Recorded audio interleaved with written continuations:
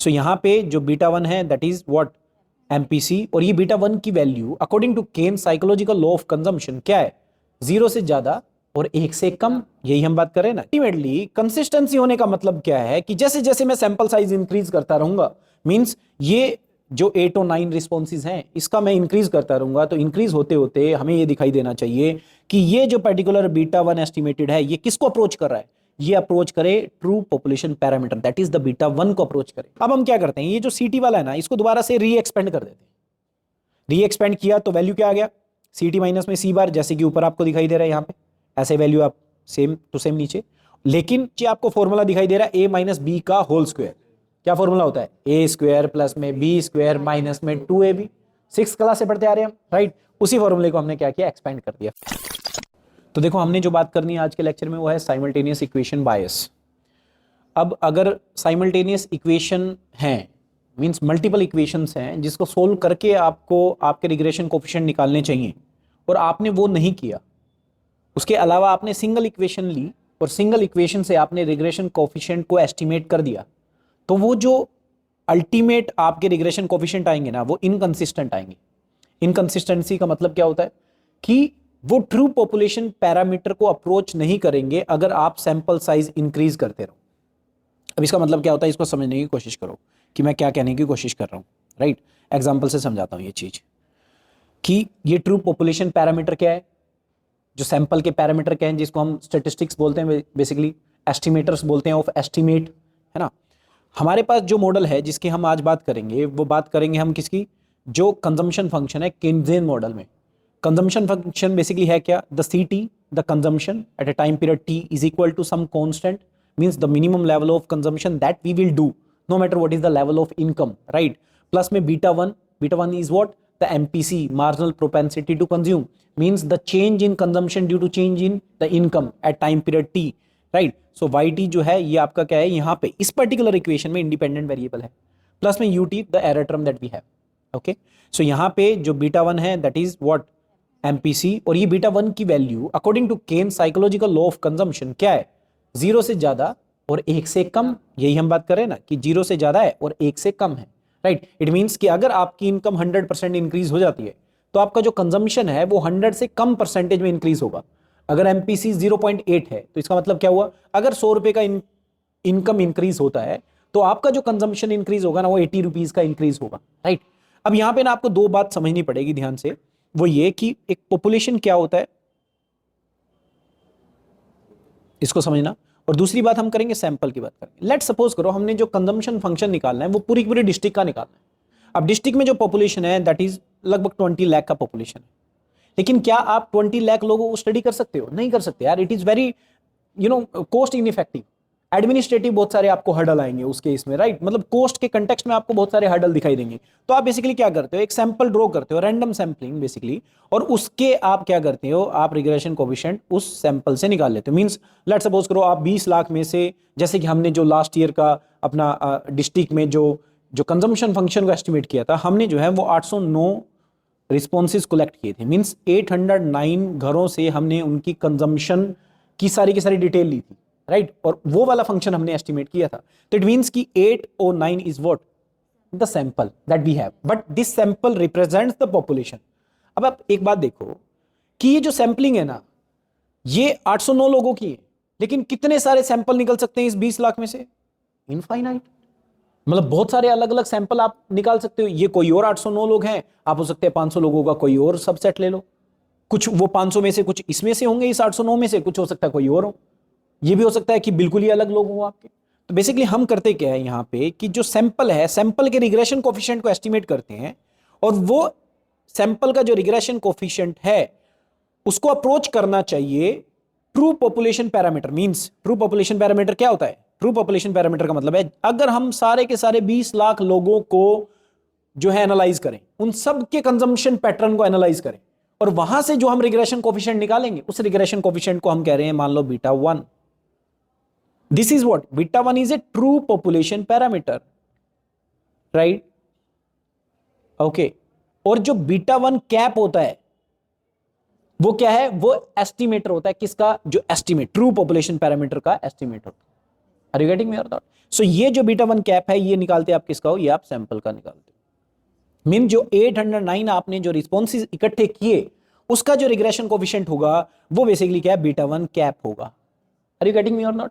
तो ultimately consistency होने का मतलब क्या है कि जैसे जैसे मैं सैंपल साइज इंक्रीज करता रहूंगा, मींस ये जो 8 और 9 रिस्पॉन्सेज हैं इसका मैं इंक्रीज करता रहूंगा, तो इंक्रीज होते होते हमें ये दिखाई देना चाहिए कि ये जो पर्टिकुलर बीटा वन एस्टिमेटेड है ये किसको अप्रोच कर रहा है, ये अप्रोच करे true population parameter, that is the beta one को अप्रोच करे। अगर बीटा वन को अप्रोच कर रहा है इट मींस कि कंसिस्टेंसी है आपके पैरामीटर में, there is no bias, no worry about anything, right. लेकिन अगर ये कंसिस्टेंसी नहीं है तो हम कहेंगे कि भी ये इनकंसिस्टेंट जो है वो रिग्रेशन कोफिशिएंट है जो कि रिप्रेजेंट नहीं करेगा ट्रू पॉपुलेशन पैरामीटर को। और ऐसा ही होता है अगर साइमल्टेनियस इक्वेशन है और आप साइमल्टेनियस इक्वेशन को सोल्व नहीं कर रहे हो, उसको सोल्व नहीं करके आप रिग्रेशन कोफिशिएंट निकाल रहे हो सिंगल लाइन ऑफ इक्वेशन लेके उसके, तो उसके जो रिग्रेशन कोफिशिएंट आएंगे ना वो इनकंसिस्टेंट होंगे। मींस वो जैसे जैसे आप सैंपल साइज इंक्रीज करोगे वो ट्रू पॉपुलेशन पैरामीटर को रिप्रेजेंट नहीं करेंगे, अप्रोच नहीं करेंगे, डिफाइन नहीं करेंगे बिल्कुल भी। Are you getting me or not?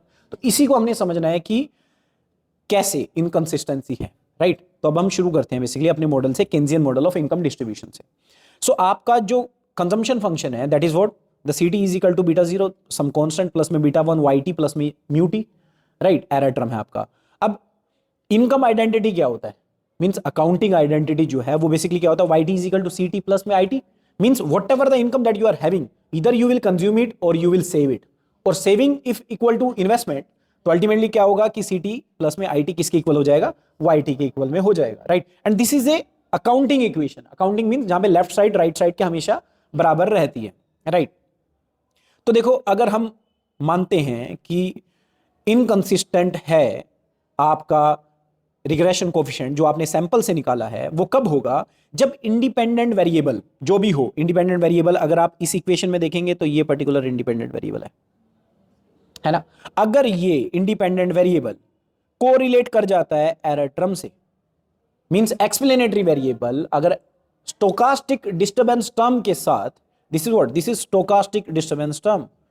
Stochastic का मतलब होता है random, random disturbance term, right. Randomization का भी तो हमारे पास अजम्पशन है ना कि ये रैंडम टर्म है हमारी जो एरर है, नीचे अजम्पशन हम देखेंगे इसकी, राइट। तो अगर इसके साथ कोरिलेशन आपको दिखाई देता है, means covariance between the independent variable and the stochastic disturbance term is not equal to zero, it means कि आपके जो एस्टिमेटेड रिग्रेशन कोफिशिएंट है वो इनकंसिस्टेंट है ना, if the sample size will increase will not approach to the true population parameter, right.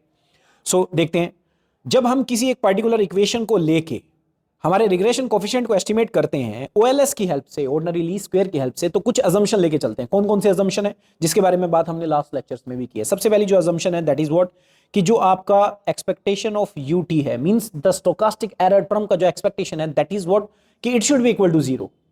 पहला यही हम अजम्पशन था, right, classical linear regression model का, CLRM मॉडल का। दूसरा जो है दैट इज जो वेरिएंस आएगा आपके एरर टर्म का that should be constant variance. देखो यहां पे आपकी सबस्क्रिप्ट नहीं लगा हुआ, कुछ भी नहीं लगा हुआ ना, अगर यहां पे आई लगा होता ना तो इसका मतलब बेसिकली क्या होता, आई लगने का मतलब है कि जैसे जैसे आपका आइडेंटिटी चेंज हो रहा है, रो चेंज हो रहा है, वैसे वैसे आपको क्या दिखाई देगा कि जो एरर है, एरर का जो वेरिएंस है वो भी चेंज हो रहा है। जब यहां पे कुछ नहीं लगा हुआ, बिल्कुल नाडा, नो सबस्क्रिप्ट, तो इट मींस कि जो आपका वेरिएंस है एरर टर्म में वो क्या है, कांस्टेंट है। This is what, this is some constant term that we have. कोई डाउट किसी को अभी तक सेकंड असम्पशन में? नहीं ना, ओके। आगे देखते हैं। तीसरा जो असम्पशन था वो ये कि जो एरर टर्म है, दो एरर टर्म है, मींस देखो हर एक रो की अलग अलग एरर टर्म है ना, हर एक रो का जो एस्टिमेटेड आपका डिपेंडेंट वेरिएबल था और जो एक्चुअल आपका जो है वो वेरिएबल था बेसिकली डिपेंडेंट वेरिएबल, उन दोनों के बीच में वेरिएशन है, राइट। तो वो जो वेरिएशन है वही क्या है, आपका एरर टर्म है। तो उन दो रो के एरर टर्म में आपको किसी भी तरह का कोरिलेशन नहीं दिखना चाहिए। मींस जो एक्सपेक्टेशन है आपकी यूटी प्लस जे, राइट, मतलब अगर टी टाइम पीरियड है इट मींस कि error term of what time period in T अगर हम मान के चलते हैं 2024 चल रहा है, 2024 में जो आपका एरर टर्म आया, लेट सपोज करो अगर आप ईयरली एनालिसिस कर रहे हो तो, राइट, और जो 2025 का है, राइट, या फिर 2023 का है, तो दोनों में आपको एरर टर्म में कोरिलेशन नहीं दिखना चाहिए, that should be what, equal to zero होना चाहिए, राइट। और जो फोर्थ है वो ये कि जो कोवेरिएंस है आपके आईटी और यूटी के बीच में वो भी जीरो हो। मींस अगर आप इनकम आइडेंटिटी को एनालाइज कर रहे हैं इसको, राइट, तो यहां पे जो ये आईटी होगा, IT means again the explanatory variable जो आपका है उसके बीच में और एरर टर्म में आपको किसी भी तरह का कोरिलेशन नहीं दिखना चाहिए। Both should be the independent one. ठीक है, सो अब हमें दिखाना क्या है? अगर हम ये दिखाना चाहते हैं कि जो रिग्रेशन कोफिशिएंट है जो आपने सैंपल से एस्टिमेट किया है वो इज इनकंसिस्टेंट, राइट, तो हमें क्या प्रूव करना पड़ेगा? हमें प्रूव करना पड़ेगा जो वाईटी है और यूटी है, मींस जो आपका इनकम है जो कि एक्सप्लेनेटरी वेरिएबल आप लेके चल रहे हो और स्टोकास्टिक डिस्टर्बेंस सम है, दोनों के दोनों आपस में कोरिलेटेड है। सबसे पहली बात अगर हम ये प्रूव कर पाए। दूसरी चीज हम ये दिखा पाए कि जो बीटा वन आपका एस्टिमेटर है वो इनकंसिस्टेंट एस्टिमेटर है of beta one, right, means ये बीटा वन एस्टिमेटेड क्या है, ये आपके सैंपल का है और ये ट्रू पॉपुलेशन पैरामीटर है। अगर हम ये दिखा पाए कि ये इनकंसिस्टेंट है तो हम ये चेक कर पाएंगे कि आपने जो सिंगल इक्वेशन लेके जो एस्टिमेट कर दिए, रिग्रेशन कोफिशिएंट निकाल दिए, वो इनकंसिस्टेंट रिग्रेशन कोफिशिएंट है। तो ये चीजें हमें प्रूव करनी है अभी। कोई डाउट किसी को? नहीं? ओके, आगे चलते हैं। तो देखो कंजम्पशन फंक्शन हमने लिया, वही सेम चीज, राइट, और इनकम आइडेंटिटी क्या है? Y D is equal to C T plus में आई टी। अब ये इनकम आइडेंटिटी में हम इस कंजम्पशन फंक्शन को जो है इंसर्ट कर देते हैं, राइट, मींस ये वाले सी टी में हम ये वाली जो फर्स्ट इक्वेशन है इसको क्या कर देते हैं? डाल देते हैं। अगर हमने डाल दिया तो क्या बनेगी? Y T is equal to some constant, again same चीज आ गया, प्लस में beta one Y T plus में यू टी प्लस में आई टी, राइट, मीन्स ये जो आपकी है ये सारी की सारी वैल्यूज क्या है? This is the first equation that we have, यही ना? ओके, आगे चलते हैं। आगे हमने क्या किया, ये जो पर्टिकुलर हमारे पास वाई टी है इसको हम लेफ्ट साइड में लेंगे। नीचे वाली इक्वेशन में देखोगे जब हम लेफ्ट साइड में इसको लेंगे तो वाई टी माइनस में beta one Y T is equal to, again जो बाकी की चीजें बची, बीटा जीरो है ना, यू टी आई टी आ गया। अब यहां पे वाई टी को आप क्या कर सकते हो? कॉमन ले सकते हो दोनों में। तो वाई टी अगर कॉमन ले लिया तो अंदर क्या बचा? वन माइनस में beta one is equal to beta zero plus में म्यू टी प्लस में आई टी। और इस वन माइनस बीटा वन को आपने क्या किया? अब राइट साइड लेके डिनोमिनेटर में ले गए, तो आपकी जो इक्वेशन बनी वो ये बनी वाई टी की इक्वेशन। नहीं? कोई डाउट किसी को? नहीं? ओके, अब हम क्या करते हैं, दोनों की दोनों साइड एक्सपेक्टेशन को ऐड कर देते हैं। तो एक्सपेक्टेशन जो आपकी वाई टी की है that is equal to what? The expectation of beta zero upon में वन माइनस में बीटा वन, जो कि ये दिखाई दे रहा है आपको, प्लस में अगेन वही एक्सपेक्टेशन आपने लगा दिया सेकंड टर्म के आगे, एक्सपेक्टेशन लगा दिया थर्ड टर्म के आगे, है ना? अब एक चीज देखना ध्यान से, यहां पे जो ये वाला पर्टिकुलर आपको टर्म दिखाई दे रहा है ये कांस्टेंट है। देखो ये ट्रू पॉपुलेशन पैरामीटर है, बीटा जीरो एस्टिमेटेड तो नहीं है ना, ये भी ट्रू पॉपुलेशन पैरामीटर है। तो जो 20 लाख की आपने पॉपुलेशन ली थी उनके जो रिग्रेशन कोफिशिएंट है वो तो फिक्स ही है ना, वो तो चेंज नहीं हो रहे बिल्कुल भी। सैंपल के तो चेंज हो सकते हैं कि सैंपल जैसे ही चेंज हुआ आपके जो एस्टिमेटेड रिग्रेशन कोफिशिएंट है वो चेंज हो गए, थोड़े बहुत चाहे वेरिएशन हुए, लेकिन जो टोटल 20 लाख लोगों का है वो तो सेम है, राइट। इट मींस कि इसकी एक्सपेक्टेशन क्या है? Same to same. तो अल्टीमेटली वैल्यू जो है वो सेम टू सेम आ जाएगी। ओके, अब यहां पे एक्सपेक्टेशन ऑफ व्हाट? यूटी अगर आप देख रहे हो अपॉन में वन माइनस में beta one, this is what? This is zero, इसकी तो जीरो ही है ना, तो ये वैल्यू गायब हो गया नीचे वाली आपकी इक्वेशन में। और तीसरी जो है आईटी को आपने क्या माना है? एक्सोजीनियस माना है, गिवन माना है, फिक्स माना है, you know determined outside of the model माना है। तो अल्टीमेटली ये भी जो है ये फिक्स टर्म है, फिक्स टर्म है, तो इसकी भी एक्सपेक्टेशन बेसिकली क्या हो गया? आईटी अपॉन में वन माइनस में बीटा। कोई डाउट किसी को अभी तक? नहीं ना? ओके, सो ये आपकी मान लो फोर्थ इक्वेशन हो गया। नाउ अब हमने क्या करना है, इस फोर्थ इक्वेशन में से माइनस कर देना है ये जो थर्ड इक्वेशन आपके पास थी इसको। जैसे ये वाली थर्ड इक्वेशन थी, सॉरी थर्ड में से आपको फोर्थ को माइनस कर देना है। ओके, थर्ड इक्वेशन में से आपने फोर्थ इक्वेशन को माइनस कर देना है। जब आप थर्ड में से फोर्थ को माइनस करोगे तो वाई टी माइनस में एक्सपेक्टेशन ऑफ वाई टी क्या हो गया? सिर्फ और सिर्फ एरर टर्म अपॉन में वन माइनस में बीटा वन बच गया, बाकी सारे के सारे एलिमिनेट हो गए, है ना? देखो जब आप देखोगे तो क्या दिखाई देगा कि ये वाला इससे एलिमिनेट हो गया और ये वाला जो है इससे एलिमिनेट हो गया, और एक ही बचा हमारे पास, कौन सा? ये वाला पर्टिकुलर टर्म बचा, इसी को हमने जो है यहाँ पे लिख दिया, द म्यू टी अपॉन में वन माइनस में बीटा वन। ये हमारी जो है फिफ्थ अजम्पशन होगी, राइट। अब देखो जो म्यू टी माइनस में एक्सपेक्टेड म्यू टी है वो क्या है? म्यू टी है ना? क्यों? क्योंकि एक्सपेक्टेशन ऑफ म्यू टी क्या है? That is zero. Assumption one अभी हम करके हटे हैं, राइट। तो इसकी वैल्यू क्या आएगी? ये म्यू टी ही इसकी वैल्यू आपको दिखाई देगी। आगे देखोगे आपने क्या माना था कि जो कोवेरिएंस होगा अब हम कोवेरियंस निकालते हैं किसमें, वाई टी के बीच में और म्यू टी के बीच में। तो कोवेरियंस जब निकालते हैं तो कोवेरियंस होता है क्या, expectation of Y T minus में एक्सपेक्टेशन ऑफ वाई टी, पूरा का पूरा ब्रैकेट बंद, इनटू में म्यू टी माइनस में एक्सपेक्टेशन ऑफ म्यू टी। अब ये वाली वैल्यू, ये जो वैल्यू है पहले वाले की, इसकी जो वैल्यू ये तो हमने निकाल रखी है, that is mu T minus में 1 माइनस में बीटा 1। देखो फिफ्थ आपने की थी, इस पर्टिकुलर चीज की वैल्यू आपके सामने है, that is mu T minus में 1 माइनस में बीटा 1, है ना। तो ये वाली सेम टू सेम वैल्यू आ गई यहाँ पे, राइट। और इसकी आप वैल्यू देखोगे तो इसकी वैल्यू क्या होगी, म्यू टी, क्योंकि इसकी वैल्यू क्या है, 0। आर यू गेटिंग मी।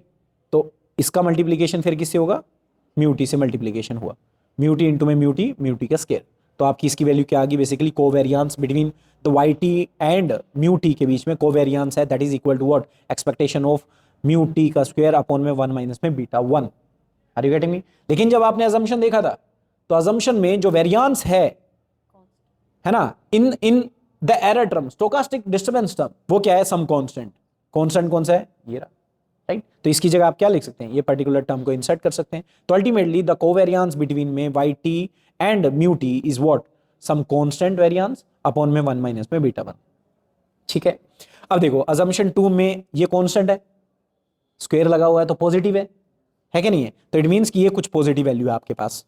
अब ये जो बीटा 1 है इसको तो आपने अज्यूम ही किया है कि this is what, the greater than 0 and less than 1। तो ये जो वैल्यू आएगी जो डिनोमिनेटर की, ये भी कुछ ना कुछ जो है वो पॉजिटिव वैल्यू है। तो अल्टीमेट ये जो सारा का सारा आपको टर्म दिखाई दे रहा है वो टर्म क्या है, पॉजिटिव वैल्यू है। अगर ये टर्म पॉजिटिव वैल्यू है, इट मींस कि हम बात क्या कर रहे हैं, हम बात कर रहे हैं कि इन दोनों के दोनों वेरिएबल के बीच में क्या आ गया, कोरिलेशन आ गया, दे बोथ आर कोरिलेटेड। कोई डाउट किसी को, नो, ओके। अब देखो जैसे कोरिलेशन आया तो ये वॉयलेट करेगा हमारी क्लासिकल लीनियर रिग्रेशन मॉडल के अजम्पशन को, जो कि क्या कहता था, जो कहता था कि जो एरर टर्म है दैट शुड बी इंडिपेंडेंट। अगर इंडिपेंडेंट नहीं है तो at least uncorrelated with the explanatory variable, and here the explanatory variable is what, Y T. आपका जो इनकम है वो आपका एक्सप्लेनेटरी वेरिएबल है। तो लेकिन यहां पे आपको क्या दिखाई दे रहा है, वो दोनों के दोनों में कोरिलेशन दिखाई दे रहा है। अब हमने क्या चीज देखनी है, देखो पहली वाली चीज हमने कर दी सोल्व, मतलब ये दिखा दिया हमने, इन दोनों के बीच में जो है कोरिलेशन है। अब हमें क्या करना है, दूसरी चीज प्रूव करनी है कि जो बीटा 1 आपने एस्टिमेट किया है that is inconsistent estimator of beta 1, that is true population parameter. ये चीज प्रूव करते हैं, ओके। सो अभी हम देखते हैं कि ये पर्टिकुलर जो OLS एस्टिमेटर है दैट इज बीटा 1 एस्टिमेटेड, ये इनकंसिस्टेंट क्यों है, जो आपका ट्रू पॉपुलेशन पैरामीटर है बीटा 1 का, ओके। तो आपका फॉर्मूला देखो क्या है, उस फॉर्मूले को लिखना है जस्ट, जब आप आपके रिग्रेशन कोफिशिएंट को एस्टिमेट करते हैं, राइट। तो उसका फॉर्मूला क्या है, the summation of C T minus में सी बार मीन्स ये क्या आपका, ये आपका मीन है, जो आपकी कंजम्पशन की सीरीज है उसका ये मीन है, ये है ना। वाई टी मीन्स पूरी पूरी सीरीज है, और माइनस में वाई बार का मतलब है कि जो वाई की सीरीज है ये मीन है, ठीक है।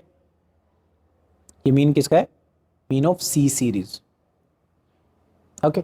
डिवाइड में summation of Y T minus में वाई बार का होल स्क्वायर। तो वही होता है ना, डिनोमिनेटर में कौन सा आता है, जब आप रिग्रेशन कोफिशिएंट निकालते हो तो regression coefficient of C T है ना, C Y, sorry C Y. तो ये जो राइट साइड में होता है ये होता है क्या, इंडिपेंडेंट वेरिएबल, ये होता है डिपेंडेंट वेरिएबल, यही होता है ना। और जो इंडिपेंडेंट वेरिएबल की आपकी वैल्यूज हैं, मीन्स यहाँ से आपको पता चलता है कि इसको चलो डिनोमिनेटर में ले जाते हैं जो राइट साइड में है ना, okay. Are you getting me or not, okay. सो देखो ऐसे आप क्या कर सकते हो, आपके रिग्रेशन कोफिशिएंट को एस्टिमेट कर सकते हो। नाउ सी टी माइनस में सी बार को आप क्या लिख सकते हो, स्मॉल सी टी लिख सकते हो, है ना, क्योंकि स्मॉल सी टी बेसिकली क्या रिप्रेजेंट करता है, the deviation of particular individual value from its mean, है ना। तो हमने इसको क्या लिख दिया, स्मॉल सी टी लिख दिया। और ऐसे ही वाई टी माइनस में वाई बार को हमने क्या लिख दिया, स्मॉल वाई टी लिख दिया, है ना। नीचे अगेन डिनोमिनेटर में आप देखेंगे that is Y T minus में वाई बार, उसको क्या लिख सकते हैं, वाई टी। तो वाई टी का आपको स्क्वायर यहाँ पे दिखाई दे रहा है डिनोमिनेटर में। कोई डाउट किसी को अभी तक नहीं, ओके। अब हम क्या करते हैं, ये जो सी टी वाला है ना, इसको दोबारा से री एक्सपेंड कर देते हैं। री एक्सपेंड किया तो वैल्यू क्या आ गया, सी टी माइनस में सी बार, जैसे कि ऊपर आपको दिखाई दे रहा है यहाँ पे, ऐसे वैल्यू आप सेम टू सेम नीचे, लेकिन इसको हमने एक्सपेंड नहीं किया, जो स्मॉल हमारा वाई टी था। डन। अब इसका मल्टीप्लीकेशन करते हैं। तो जब आपने मल्टीप्लीकेशन किया तो मल्टीप्लीकेशन में पहला वैल्यू क्या है, समेशन ऑफ सी टी इसका इनटू में वाई टी, देखो ये दिखाई दे रहा है आपको, है ना। दूसरा the C bar summation Y T, ये देखो ये दिखाई दे रहा है आपको। ये कांस्टेंट है इसलिए समेशन से बाहर आ गए, राइट। और अंदर पूरा का पूरा सीरीज है वाई टी का, स्मॉल वाई टी का, तो वो आपने समेशन में लिख दिया। नाउ ये जो स्मॉल वाई टी का सीरीज है ना, that is what, that is equal to zero. Why it is equal to zero? Because exactly कि अगर आप डेविएशन लेंगे किसी भी वैल्यूज का उसके मीन से और पूरी की पूरी सीरीज को आप फिर प्लस कर देंगे, तो अल्टीमेटली जो आपका रिजल्ट आएगा वो रिजल्ट क्या आएगा? जीरो आएगा। कैसे आएगा जीरो, ये देखते हैं, ठीक है। चलो एग्जांपल के तौर पे देखना इसको। लेट सपोज करो आपकी कोई सीरीज है ये, है ना, मैं कहता हूं कि Y we are talking about, okay. So Y की आपकी जो वैल्यू है मान लो 2 3 4, है ना, तीन ही वैल्यू लेके चलते हैं। तो आपका जो वाई बार आया, Y bar is what, Y bar is 3। कैसे पता चला 3 है? क्योंकि सबका आपने समेशन किया अपॉन में 3, तो वाई बार आपका 3 आ गया, राइट। अभी आप क्या निकाल रहे हो? वाई माइनस में वाई बार निकाल रहे हो। वाई माइनस में वाई बार निकालेंगे तो क्या आएगा? 2 माइनस में 3 इज -1, 3 माइनस 3 0, 4 1। और जब आप इसका समेशन करेंगे, right, summation of Y minus में वाई बार, इसका means summation of Y T, अगर आप स्मॉल की बात करें तो ये क्या आएगा? 0 आएगा। And this is what we are talking about here, कि इसकी जो वैल्यू है ये क्या होगी? 0 होगी। अल्टीमेटली इस इक्वेशन को आप कैसे लिख सकते हैं? Summation of C T Y T upon में समेशन ऑफ वाई टी का स्क्वायर। कोई डाउट किसी को? नहीं, ओके। नाउ अगेन देखो, उसको फिर एक्सपेंड करेंगे हम। सी टी की वैल्यू तो है हमारे पास, this is the consumption value ना दैट वी हैव, है ना। तो इसकी वैल्यू क्या है? द बीटा 0 प्लस में बीटा 1 वाई टी प्लस में म्यू टी। तो आपने ये सारी की सारी वैल्यू जो है डाल दी सी टी की जगह, इनटू में क्या है? स्मॉल वाई टी अपॉन में summation of small Y T का स्क्वायर।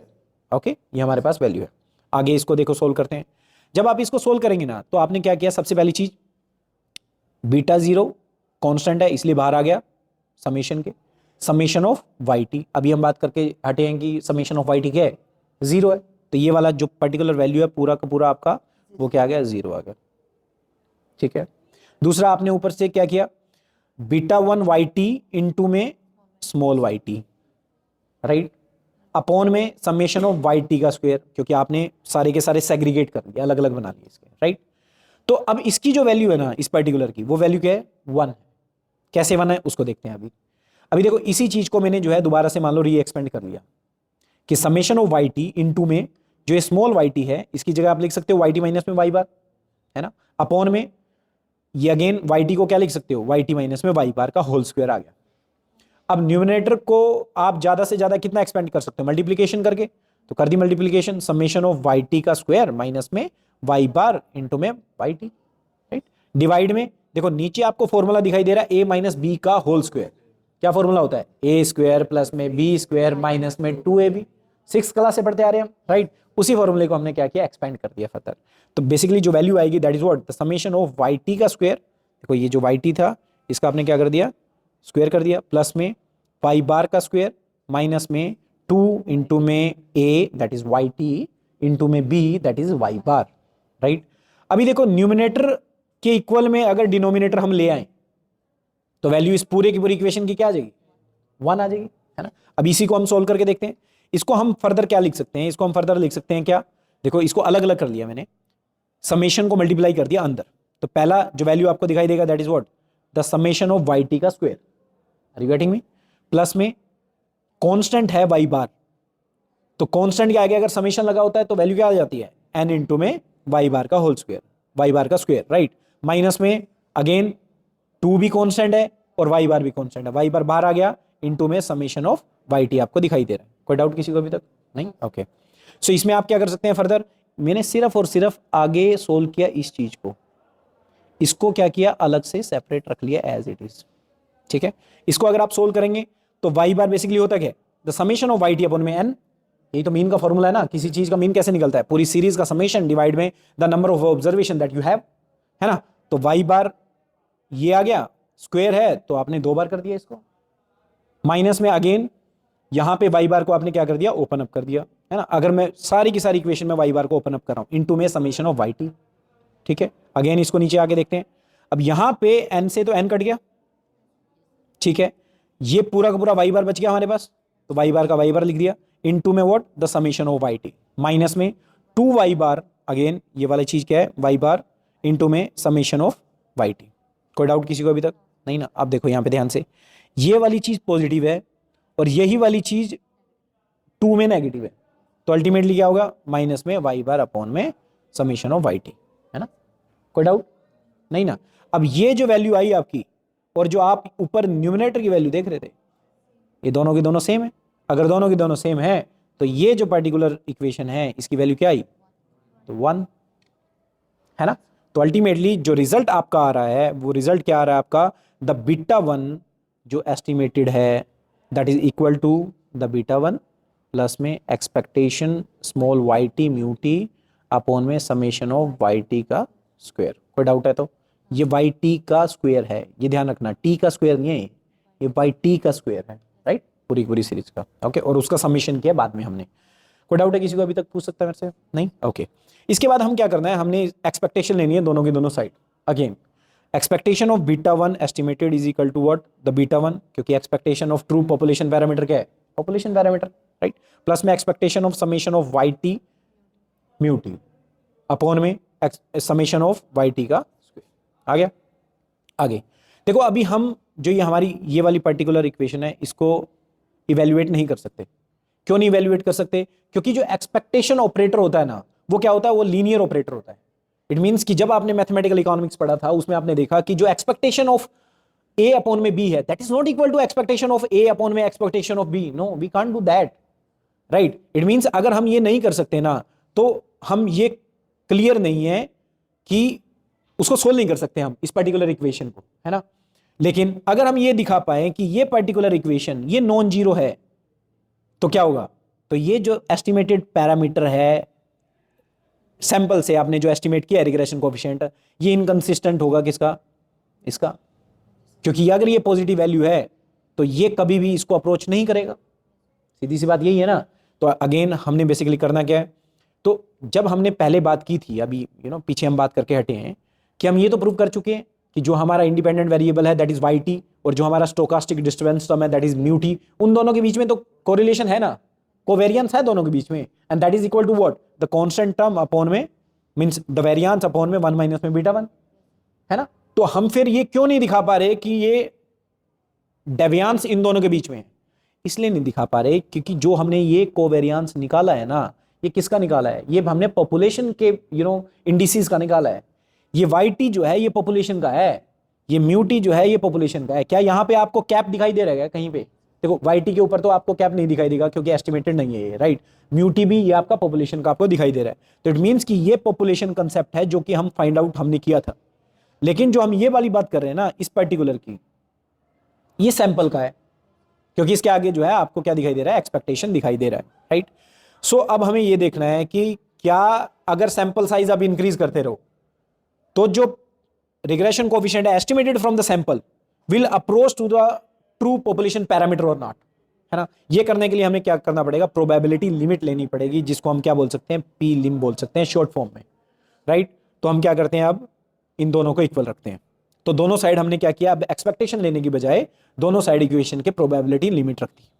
अब प्रोबेबिलिटी लिमिट रखने के बाद सेकंड इक्वेशन में मैंने क्या किया कि न्यूमिनेटर और डिनोमिनेटर को डिवाइड कर दिया एन से। अब देखो एन से डिवाइड करने का रीजन क्या था, जैसे ही एन से डिवाइड किया ना इस पर्टिकुलर ये जो पर्टिकुलर आपका न्यूमिनेटर था वो क्या बन गया, वो रिप्रेजेंट करने लग गया सैंपल जो कोवेरियंस है between the Y T and the mu T. ये रिप्रेजेंट किसको कर रहा है, सैंपल के कोवेरियंस को रिप्रेजेंट कर रहा है, जैसे मैंने अपॉन में एन किया।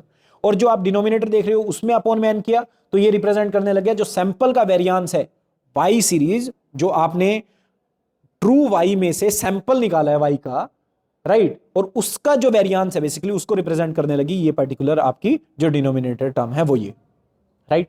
और जो प्रोबेबिलिटी लिमिट की बात करते हैं वहां पे आप बाइफिकेशन कर सकते हो न्यूमिनेटर और डिनोमिनेटर में। इट मींस कि जो पी लिम आपने पूरी पूरी ये वैल्यू का देख रहे हो, इसको आप क्या कर सकते हो, डिनोमिनेटर और न्यूमिनेटर में आप सेग्रीगेट कर सकते हो, राइट। कोई डाउट किसी को अभी तक नहीं ना, ओके।